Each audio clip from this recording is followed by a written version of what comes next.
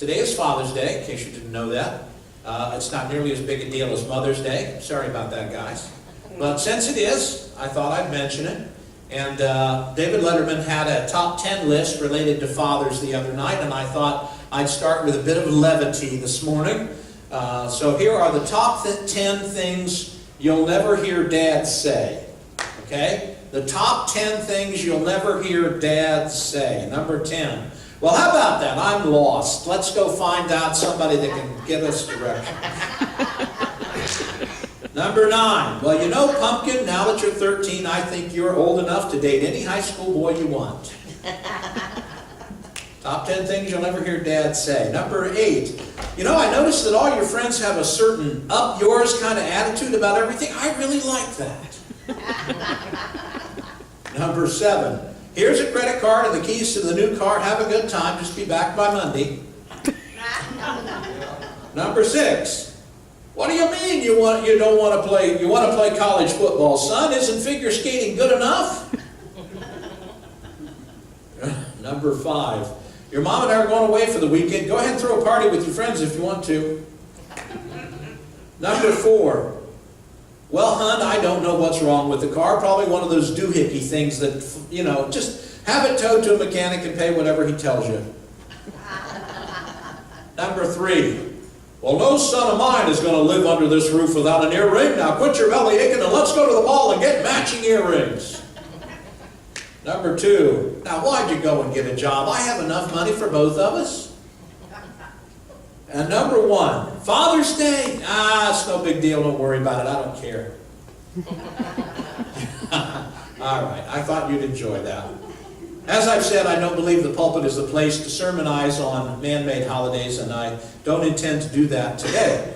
We are preaching our way through the Gospel of Luke. We are in chapter 17. We are in verses 1 through 3. But an interesting thing about that passage, it actually is spoken to fathers, as well as who Jesus was speaking to in the present. So it is, in a way, a Father's Day message, but it really didn't start out that way. So we are working slowly through Luke, and I think it's important for us to remember that material that is presented in the Bible, particularly the New Testament, isn't necessarily chronological. A lot of it has been grouped thematically or by subject. Now, as I said the other week, chapters 14, 15, 16, and the first part of 17 all take place in one afternoon. But the things that happened in 16 and the opening of 17 don't seem to go together. It seems like we're missing something. So just keep that in mind, and I'm not being critical of the Bible. I'm not saying that the Bible is wrong. That's not what I'm saying at all. There's just kind of this little gap between 16 and 17. All right? And 17 opens up. Jesus has just finished telling this story about the rich man. And he said, go ahead. He said the rich man failed to be aware of the needs of the people around him. And because he didn't have a heart to care for those people, he was not blessed, or he ended up in a bad place. All right? Chapter 17 opens up with Jesus talking to his immediate followers. Okay? 17, 1 through 3. Thank you for standing. He said to his disciples, "It is inevitable that stumbling blocks come, but woe to him through whom they come. It would be better for him if a millstone were hung around his neck and he were thrown into the sea than that he would cause one of these little ones to stumble. Be on your guard. If your brother sins, rebuke him, and if he repents, forgive him." The word of God for the people of God. Thank you. Please be seated. Now, where in the world did this come from? Out of nowhere. Jesus just says, he turns to his followers, and he says, it would be better if someone had a millstone hung around his neck, and that he were thrown in the sea, than he would cause one of these little ones to stumble. The command comes out of nowhere because we don't have any setup. We don't have any discussion about people who are filling false information to believers, and it just seems to pop out of nowhere. As I said, we know everything that is in this chapter goes with happened in the same afternoon as the previous chapter. But here's where we start our lesson today. It is inevitable that stumbling blocks come, but woe to him through whom they come. There's very little first century cultural stuff in these 3 verses, but I will give you the background of what is here. The word stumble is a first century metaphor for causing people to lose their faith or to sin. Stumbling blocks are those things or those people who cause believers to fail. Jesus says that it's inevitable that we're going to sin. It's going to happen. But if somebody deliberately causes somebody else to sin, they're in deep trouble. And he gives a metaphor that would have had tremendous meaning to the first century. Now, crucifixion was considered to be the most disrespectful way to die. But drowning is the way they feared the most. Nothing would have scared a first century Jew worse than the idea of being taken out into the middle of the Sea of Galilee and having a millstone hung around their neck and tossed overboard. As far as millstones are concerned, there's 2 sizes in the first century. There's a small size that women could have pushed, walked around in a circle and ground grain. And then there's a large size that only oxen or donkeys could have used. We're talking about the big size. Big wheel. We're going to tie that around your neck and throw you overboard if you cause one of the little ones to stumble. And what are the little ones? It's not really children, although I'm going to use it in that context.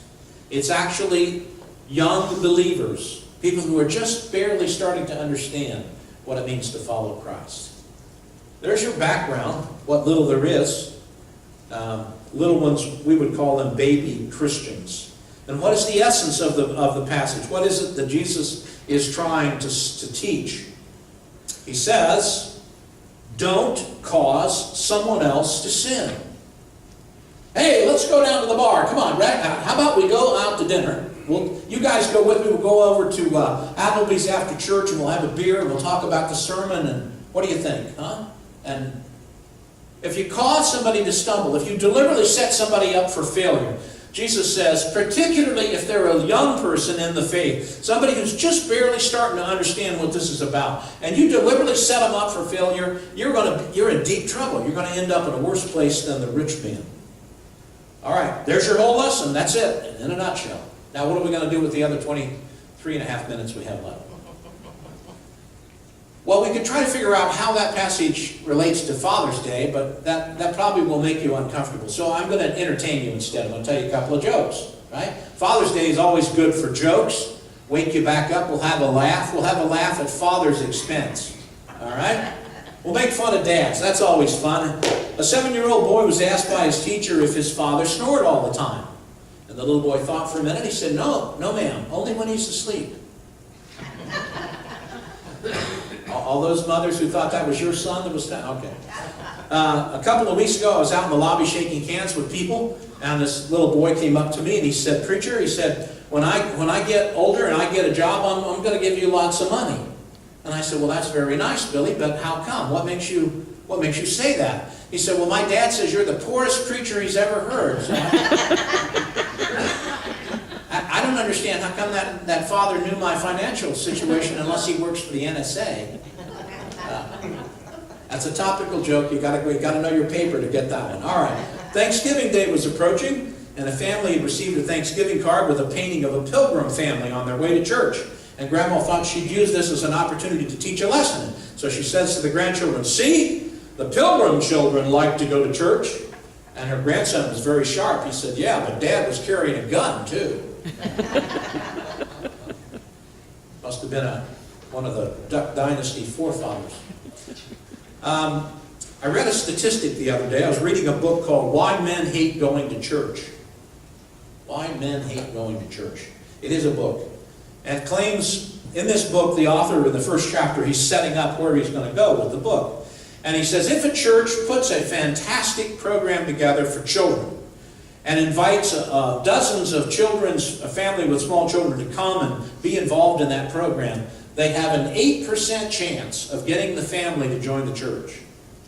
If a church sets up a terrific program for youth or teenagers, and they invite dozens of teenagers' families to come, they have a 12% chance of getting the family to join the church.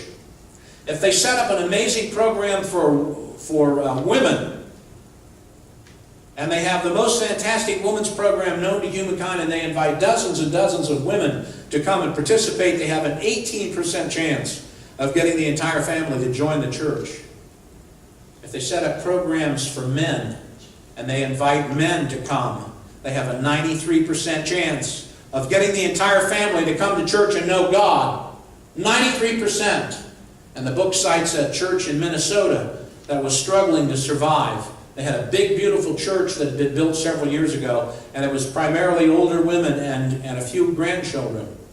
And they redid the lobby of the church, great big gigantic lobby. They redid it as a ski lodge with exposed beams and the heads of dead animals hanging all around, and a big fireplace in the corner. And they invited men to come and see the new renovated church. And they began to grow almost immediately, and men outnumbered the women in the church. 3-1. We make church very unappealing to men. But the point of the story is this. Men, fathers, have a tremendous influence on what happens to their children and their grandchildren.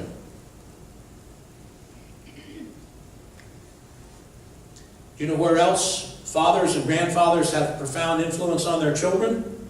Just about everywhere else. I want to quote you a statistic I learned from social science. I can't prove to you whether it's true or not. I remember reading it in multiple textbooks, but it is a very profound statement. And young people, I want you to listen to this, because this is really important. Whether you got kids or not, yet, I want you to listen to this. Social science says that 85% of what your child will become as an adult is determined by the age of 5. 85% of what your kid will be as an adult is determined by the age of 5. 10% is determined at puberty. 5% is determined at launch. Launch is when you leave the house and no longer are financially dependent upon your parents. What does that mean exactly? Social sciences also teaches us that every second of every day is recorded in your subconscious mind. You have a stack of DVDs back there that go on forever. Every second of every day is recorded in your subconscious mind. And thus, when you react to something, while it might seem instinctive, it is in fact pre-recorded. When a situation occurs, why do you do what you do? Why do you say what you do? How do you respond the way you do? Because it's been pre-recorded to respond that way. And who do you think makes the most impression on the record from 0 to 5? Who's being taped on the DVDs from 0 to 5? Mom and Dad. The way you act as children and the way you act as adults is determined by what you see and what you record as a child. So Mom and Dad, if you have a little baby right now, and Jordana and Buster, I'm going to use you because you've got a baby in the house, all right? If you yell and scream at each other, if you get drunk and throw beer bottles at each other, if you swear and cuss, that's what that kid's going to remember when he grows up. I'm not lying to you. I am not. We are taught, I was taught as a family systems therapist. Family systems therapist. Family systems therapy is based on the premise, I build what's called a genogram. I talk about you, and then I want to know about your mom and dad. I want to know about your dad's mom and dad and your mom's mom and dad. And I start looking for patterns. I want to know who the smokers were, and who died of cancer, and who had heart problems, and who was a drunk, and who, because if I want to know what's going on in this family, if I figure out what went on in that family system, I can pretty much figure out what's going on in this family. Because who you are as an adult is recorded from the age of 0 to 5. Now I want to throw another statistic to you that's really important. According to the surveys done by, starts with a G, I can't think of his name, Gallup, 92% of all people who come to know Jesus Christ do so before the age of 18. Dads and grandfathers, are you beginning to get the picture of why you are so important in your children and your grandchildren's lives? If 92% of all the people come to know Jesus Christ by the age of 18, and 85% of who you are is determined by 5, and 10% more at the age of 10 or 12 when puberty, and 5 more when you leave home, you are programming your children for failure or success. The sermon is entitled, Why Would You Program Your Children to Fail? I want you to think about that this morning. That is a very powerful thing. I have no idea what your childhood was like, and I'm not talking about anybody, and I'm not looking at anybody. And I'm certainly not talking about Jordana and Buster or Mike and Sandra, so don't go there. I had a Sarah Richardson and a Linda Richardson in West Virginia. Anyway. Let's say that your mom and dad made most of the money, if not all the money, and he paid the bills, and mom liked to spend the money.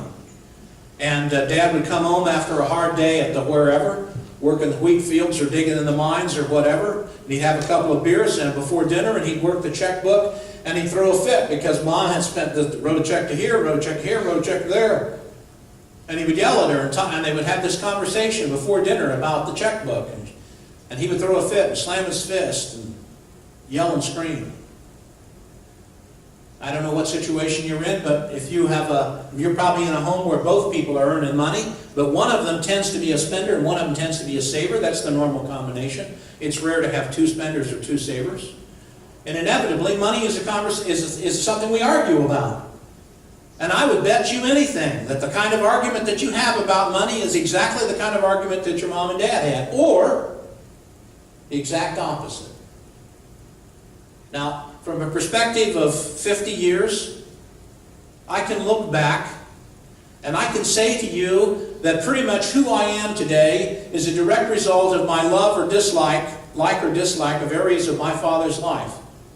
For instance, I hated the way my father treated my mother. When they get mad and they'd argue and they'd yell and scream in my early years, and I mean they yelled and screamed, and they knocked the furniture over, and neither one of them drank, but man, they argued. They would fight, and I made a determination at the age of 7 that I was not going to marry a person who argued. Ask Pam how many arguments we've had in the course of 43 years. You can count the bad ones on one hand, because I will do anything to avoid an argument with my wife. Now the rest of you, that's a different story. Because I hated the way my dad and my mom argued. But in every other aspect of who I am my dad. I liked his logic. I liked his approach to life. I liked his analytical way of dealing with things. I liked his administrative skills. I liked his leadership skills. That's who I tried to become. And I can assure you that when a situation pops up without even thinking about it, I am acting as Bob Richardson acted. Because I wanted to be like him. Now, nothing in life is 100% true 100% of the time. But I'm telling you, if you want your children or your grandchildren to grow up to be decent human beings, watch what you say and watch what you do while they're young. Because what they will become is what they record at a very early age. We become what we are recorded to become, either because we like it or because we hate it. And we can mix and match, like the example I just gave. Right? There may be parts of your father and mother that you liked, and you become like that. Parts of them you didn't like, and you become the opposite. But you ain't who you are by accident. And your children and your grandchildren won't become who they are by accident. It will be because they saw something in you that they admired or something in you that they hated. That's probably enough heavy stuff for the minute. So let me give you something else to laugh about, reprogram, get you ready for the next hardcore piece of information I want to share with you. The father was passing by his 17-year-old's bedroom's door, and he was astonished to see the bed was made. Everything was picked up. And there, propped on the pillow in the center of the bed, was an envelope addressed to Dad. With the worst premonition possible, he opened the envelope and with trembling hands read the following letter. Dear Dad, it is with great regret and sorrow that I write to you. I had to elope with my new girlfriend because I wanted to avoid a scene with you and Mom. And I'm finding real passion with Joan. She's so nice, despite all those piercings and tattoos and the tight motorcycle clothing she likes to wear. But it's not only the passion, Dad, she's pregnant. And Joan says, we'll be really happy together if we just get out of town and start our life together. So even though I know you won't care for her very much, because she's a lot older than I am, but she already has a trailer out in the woods, and after we bum around for a while, we're going to live there. She's got a lot of wood stacked up, and the marijuana plants are growing really nicely. So I don't think we're going to have much problem for money. In the meantime, we'll pray that science finds a way to cure AIDS so that she gets better and the baby has a real chance to make it. Don't worry, Dad. We'll come by and see you guys sometime, because I want you guys to know your grandchildren. Your son with love, Ben. Fortunately, it didn't stop there. There was a P.S. P.S. Dad, take a deep breath. Really, none of the above is true. I'm over at a neighbor's house. I just wanted to remind you there are worse things in life than my report card. It's in the center drawer of my desk. Call me when it's safe to come home. Love, Ben.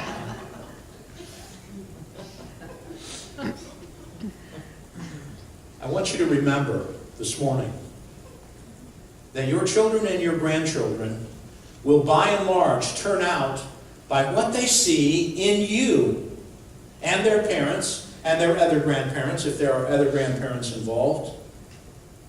And I want you to put together the scripture passage and the information from social science and feel the weight of those two facts. Jesus says it is inevitable that people will sin.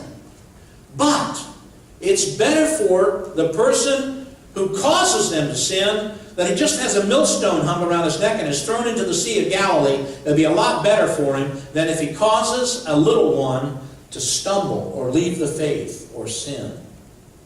Couple that with the fact that 85% of what you'll become as an adult is determined by the age of 5. If you don't teach your people, your children, your grandchildren about Jesus Christ, you set them up for failure. Now let me ask you a couple of questions. When your kids were little and you were trying to help them learn how to read and write, and you showed them the letter S, did you teach them that the letter R has the S sound, or did you teach them that S has the S sound? And why didn't you teach your kids that R sounds like S? Because you wanted them to succeed. You wanted them to learn how to read and how to talk and how to go to school and how to succeed. You didn't deliberately set them up for failure in your education, so why would you do that in the spiritual world? Those of you who have kids that are old enough to handle a gun and you enjoy hunting, when you took them out and taught them how to hunt, did you say to them, okay, now the V at the end of the barrel, point that at the feet of the animal and you'll nail them every time? That's setting your kid up for failure. You didn't do that. You taught them the best you knew how to hunt, so they'd have success as a hunter. When you taught your kids how to drive, did you teach them to use the pedal in the middle every time they should have used the pedal on the right, and vice versa? And then laugh your butt off at how stupid they were? You didn't do that for 2 reasons. 1, you were in the car. And 2, you didn't want them to fail. You wanted them to succeed.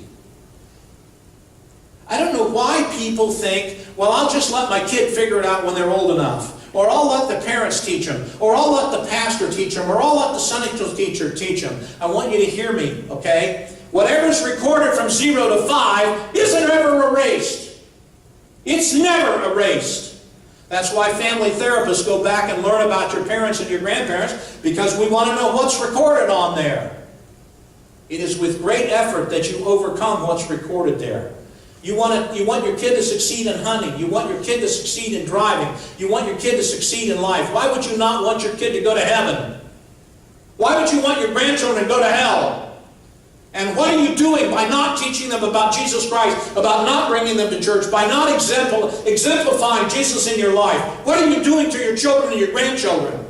You'd give them your right arm if they needed it. You'd give them anything they needed, your children and your grandchildren. You'd do anything for them. I know you would. Every single one of you would. But why would you set them up to go to hell? Because you failed to teach them about Jesus Christ and you failed to demonstrate it in your own life. You are setting them up for failure.